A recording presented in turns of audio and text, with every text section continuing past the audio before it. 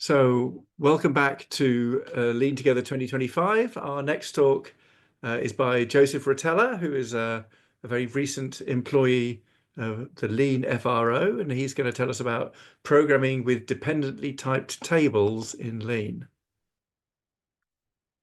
Thanks for the introduction and for the opportunity to speak. I'll be presenting my work on tabular programming in Lean, which is actually work I did as an undergraduate at Brown prior to the FRO with Rob Lewis.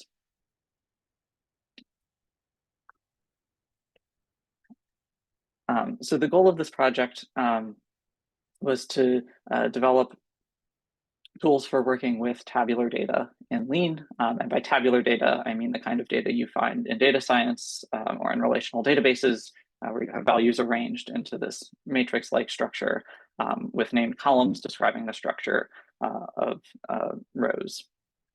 And the tools for working with these kinds of data are generally either in purpose-built languages like SQL, or else in dynamically typed languages like Python or R. And so the goal of this work was to implement type-safe tabular programming in Lean and to try to provide using the rich typing information available with a system like Lean. Our implementation follows the Brown benchmark for table types, or B2T2. This is a specification for tabular programming systems with an eye specifically towards static type systems for tables. It specifies what tables are, the kinds of operations they should be able to support, as well as programs they should either be able to express or detect as invalid. B2T2 was originally implemented in TypeScript when we began. That was the sole published implementation, so the one we largely followed. But since then, there have been several other projects on B2T2, including an implementation empirical, which is a typed table programming language, as well as Idris 2, which uses a similar dependently typed setup to what we've done in Lean. Our implementation in Lean contains the full B2T2 API, as well as all of the example programs that it specifies. But we've also formalized the contracts in the B2T2 API spec and have formally verified our implementation against them with a couple of exceptions that I'll describe later on. So before getting into the technical details, I wanted to give a quick demo of just sort of what it's like to program with tables using our library in Lean. So let me switch over. Are people able to see the VS Code window? Yes. Great. All right. So this is, I've just notated here a table using the library we provide. And you can see the way we define these is fairly straightforward. We specify at the type level the structure of the table, and then we have some syntax extensions to allow you to write the rows of a table, which you'll notice are disparately typed using a similar syntax to what you'd use for lists. And then we have a hash table command that just renders this out as HTML in the info view. So this is sort of the basic syntax for writing tables down. But of course, the sort of interesting part is doing computations on them. So one thing we can do is sort a table by a specified column. We're sorting here by this high column. But of course, because we have access to this type level information about the structure of the table, we can actually check this argument at compile time for correctness. So if we, for instance, specify a column that doesn't exist, we get an error message in the info view telling us that Lean couldn't find the column we asked for. Now, sorting obviously doesn't modify the column structure of the table. If we hover here, the type of this table is the same as the original temperatures table, but we also support structure modifying operations. So we can do things like concatenate a new column onto the right side of the table. And in the body of this lambda that we're using to construct this, we're constructing the column here as a function of each existing row. We retain this information about the structure of the the table in which the row lives at the row level itself. So immediately in the info view, even before you get a type error, you get a sense of sort of what the structure of this row that you're operating on looks like. And moreover, these column checks are not only for existence, but also for type correctness. So if we were to do something like try to add a date and a natural number, even though the date column exists, Lean gives us an error telling us that it can't find a type correct column.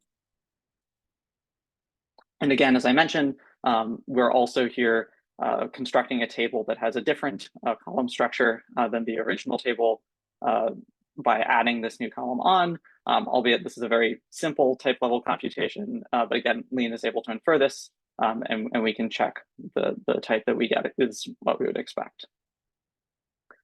But we can also do more complex type level computations. So here, I've defined another table that has the same date and location columns as the initial temperature table, but now we have a new column containing a new piece of data, this condition data. So if you have seen sort of tabular programming or worked with databases before, the natural thing to do here might be to do a left join of these two tables to sort of pair up the matching rows of each with the different pieces of data being provided by each table. And so that's what we're doing here. We left join on these date and location columns, and the resulting table contains all of the all of the data from both table organized by the matching rows. And so in order to express the type of this table, there's some non-trivial computation that has to occur, matching up the corresponding columns and then dropping the duplicate ones when we join the two schemata. And again, we don't need to specify any of this explicitly. Lean infers this, and we just are able to check it automatically using the standard Lean infrastructure. But finally, I wanted to show sort of an even more involved example of the kinds of operations that we can encode using this library. So returning to the conditions table, you might have noticed that we have this sort of duplicative row-like structure where we have the same date or location specified for each corresponding value in the other column. But we could equally well render this using a column-wise format, where we make each location a separate column and then just have one row per date. And this transformation, which the Brown benchmark calls a widening pivot, is interesting because if we check the type of this table, you'll notice that there are column names in this that are nowhere to be found in the type of the conditions table itself.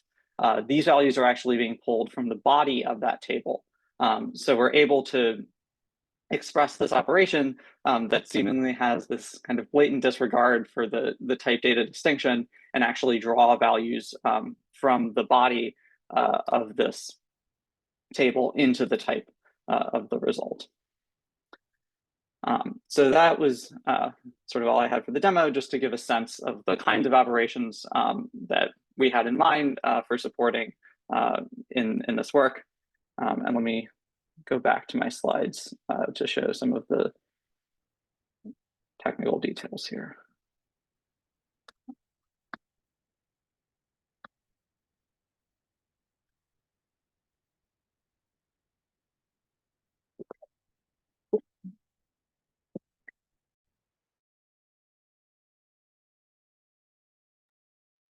Excuse me. Are people able to see the slides? Yes. Great. So I wanted to start with just quickly summarizing our encoding. If you've seen like heterogeneous lists, standard dependently typed data structures, this will probably be fairly familiar, but I just want to establish sort of a common vocabulary. So returning to this example table from the beginning, this is actually taken from the Brown benchmark. We take the column headers of the table to define its structure, specifying both the name of every column as well as the type, because we do insist that columns be homogeneous within themselves. And then the structure that's specified by the table schema is realized in rows of cells that comprise the body of the table. And there are a couple of features of this structure that I wanted to highlight. The first is that we have to be able to support an arbitrary number of columns, each of which has an independent type. And this is a feature of tables that can make them somewhat challenging to realize in more restrictive type systems. For instance, many type systems will require that you fix a priori the number of type parameters to a polymorphic type constructor. And in that case, you'll struggle to represent these sort of variable width tables. But even if you surmount that hurdle, you then need to be able to express these concatenating or joining operations on table schemata in cases like the left join and pivots that you saw in the demo. So these are facets of tables that make them well suited to a system like Lean, where we have the flexibility of dependent types. Another interesting feature of tables is that their columns are not only typed, but also named. And in particular, we want to refer to columns by name and get compile time checks on these column references. And having the flexibility of dependent types makes this very easy to do, since we can just use the same data that we'd use to write names in data as the column names at the type level. Of course, this isn't the only way to do this. There are, for instance, record type systems for tables that can also express this column naming system, but it's particularly nice to work with these sort of first class values in the dependently typed setup. And finally, you'll notice here in this example table that the quiz 1 and quiz 2 columns contain empty cells despite being nat valued. So we take cell emptiness to be a primitive feature of tables. Any cell can potentially be empty. This is not something that's required by our encoding. As you'll see momentarily, you can remove this assumption quite easily, but it is a convention that B2T2 has, and so we correspondingly adopt. So the encoding we use, I wanted to show a brief example of sort of the raw encoding. This is similar to what you saw in the demo, in that we define at the type level the schema of the table. And then the body of the table under the hood consists of this elements of this row data type, which is effectively a heterogeneous list where each corresponding index in the row has the type specified in the corresponding element of the table schema. And again, we have this cell wrapper data type, which allows for the possible emptiness of cells assumption that I mentioned. But of course, this notation is somewhat verbose, so we provide the syntax sugar you saw during the demo.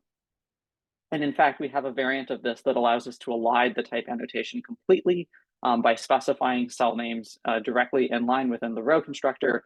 We can let Lean fully infer the schema of a table on its own. So this is our table encoding. I now want to turn to some of the interesting table operations from the B2T2 API and discuss how we go about addressing those in Lean. I'll start with the simple example of dropping a column. So if you have the table at the top and drop the age column, as you'd expect, this removes both the contents of the age column from the body of the table, as well as the header for the age column from the schema of the table. And this underscores this recurrent theme with table functions, that they're really computing on both types and data. And indeed, as is generally the case when working with data types with non-trivial dependencies, whenever we define a table operation, we're really defining a transformation on schemata as well as some function of the data of the table itself. Another thing that you saw during the demo is that if we try to act on some column that doesn't exist, we get an error at compile time telling us that it doesn't exist. And this is the root of a number of these static checks that we're able to enforce using Lean that you potentially might not be able to in a dynamically typed language, not only for column existence, but also for type correctness, the existence of type class instances, and the other sorts of compile time checks you'd expect in Lean. And the way we do this is by requiring that to act on a column, you provide a proof of its existence. Of course, we're not writing these explicitly in any of the examples I've shown. Instead, we have an automatic parameter under the hood that's invoking a tactic we have to synthesize these proofs automatically. And the benefits of this approach is actually twofold. On the one hand, we have this compile time check to catch column reference errors, but these proofs are actually data valued. They live not in prop, but in some higher type universe, and therefore we can use them for data computations. And in particular, because they're constructive proofs, they tell us exactly where in the table schema to find a requested column. So at runtime, we can actually eschew repeating any of the search for a requested column, because we've already done that to generate this proof, and just compute with the proof itself to find the requested column. I now want to turn to a slightly different operation that illustrates another interesting consideration in programming with tables and dependently typed programming in Lean more generally. So here, a natural generalization of the drop column function is a column that drops multiple columns at the same time. So the idea is we pass a table and a list of names in that table to remove, and we want to remove all of those columns in one go. And the sort of naive first pass implementation of this is to just take a list of names, and here this certified name type is basically just a name paired with a proof of existence in the schema of the table. And then we fold over this list using our existing drop column function. And while tempting, this actually doesn't type check, as you can see from this example, where we try to drop the same column twice.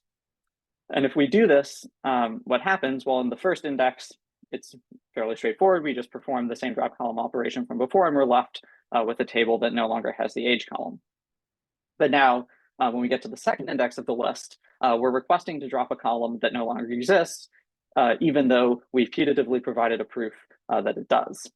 And the reason for this, of course, is that that proof is actually talking about the wrong table. It's a proof of the existence of the column before we dropped it in the first index. And so what we're actually after in the second position in the list is a proof about whatever table arose after the first action we specified.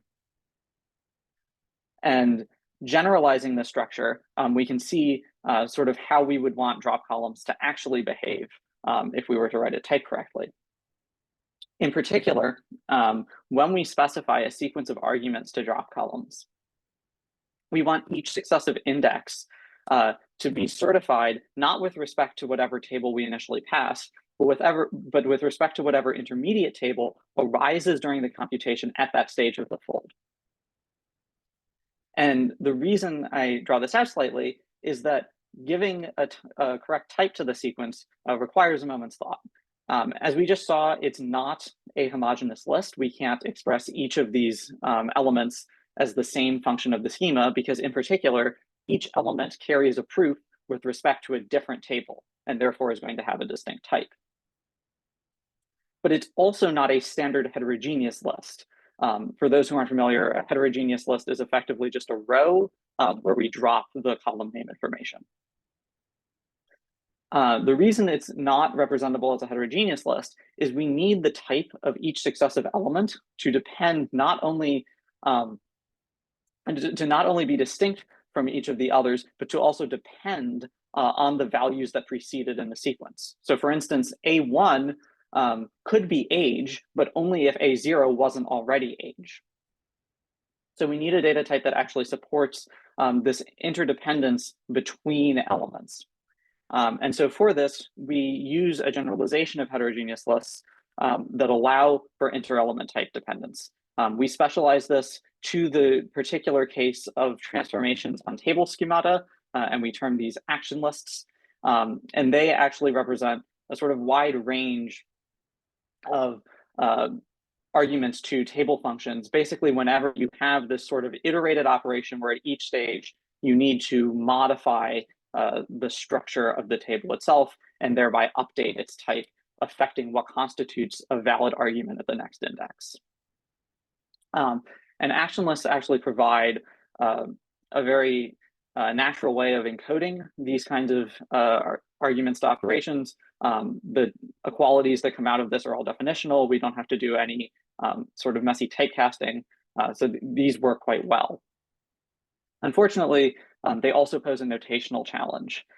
Before, when we had single argument functions, we were using autoparameters to synthesize the required proofs. But at least on the encoding of action lists I've just shown on the previous slide, action lists are bundling data with proofs. And so we can't separate out the proof component into a separate argument.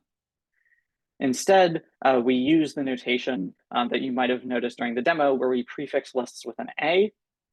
This invokes a metaprogram we wrote that detects what proofs are required by a given action list and synthesizes them automatically. And in particular, this is robust to the various kinds of proofs that are required by different table operations. For instance, when renaming columns, you don't need a proof of existence of the list element, but rather of some projection of that element. And there are more complex instances where we might need to synthesize inequality proofs for fin type values or type class instances or other kinds of column membership proofs. The last point I wanted to address from the API side is this pivot wider function that I showed at the end of the demo. It's actually one of a pair of functions in the specification. Its inverse pivot longer takes some list of columns and turns them into successive rows in the table, duplicating each original row with the column name, column value pair. So in this example, we're taking quiz 1 and quiz 2 and doing an elongating pivot to turn those into values of new rows. And then pivot wider is the inverse that you previously saw, where we have a column containing column names that we want to turn back into distinct columns of the table. And I highlight these because I think they draw out particularly well the interplay between types and data that arises in tables. Not only do we have to account for computation at the type level, but we also need to account for data moving between type and data and back again. And the expressive power of the dependent type system of Lean is such that we can fairly straightforwardly encode these functions that, as I mentioned earlier, sort of seem to disregard the conventional separation of types and data that might be imposed by a more restrictive type system. But particularly pivot longer also highlights one of the challenges that arose in trying to realize tables in Lean. To illustrate this, let me pull up the type of this widening pivot operation. And you'll notice I've highlighted here the fact that the table itself actually appears in this type, the table on which we're operating. And indeed it has to, because that's where we're drawing these new column names from that appear in the schema of the resulting table. But it also breaks a pattern that holds over most of the rest of the API, which is a separation between type level computations and data level computations. That is, in most other functions, we have a specific collection of functions in the schema namespace that are intended for use only at the type level. And these functions, among other things, are marked reducible so that operations like type class synthesis can unfold them, and various features of Lean that are expecting full reducibility at the type level continue to work just fine, even in the presence of these functions. Unfortunately, pivot wider breaks this because no longer can we assume that operations that occur at the data level won't also occur in schemata. In particular, any arbitrary table function might appear in the type of this widened table. So because of that, at the moment, we have several ad hoc workarounds to allow the various features of Lean that require reducibility at the type level to continue working even in the presence of these table-dependent types. But this is an area we're still working on trying to figure out sort of the best way to handle these arbitrary computations that might occur at the type level while still preserving the reducibility properties that you'd want when, for instance, proving things about these functions. And speaking of proofs, I want to give a brief overview of the verification process for this library. As I mentioned, B2T2 provides a number of contracts on their API functions. These broadly fall into two categories. There's schematic specifications, which we generally represent actually as data.